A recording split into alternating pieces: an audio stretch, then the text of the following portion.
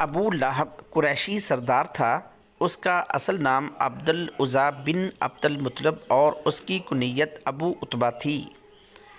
حسن اور چہرہ کی چمک کی وجہ سے عبد العزیٰ کی دوسری کنیت ابو لہب ہو گئی تھی۔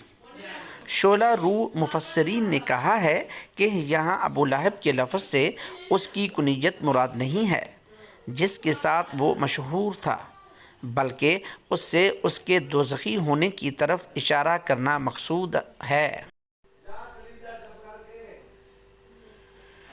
اس کے علاوہ ذات لہب کے مناسب بھی لفظ ابو لہب تھا۔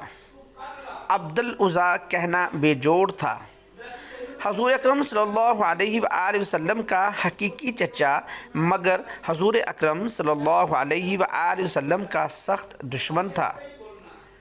قرآن کریم نے اسے ابو لہب آگ کا باپ یعنی جہنمی کا خطاب دیا۔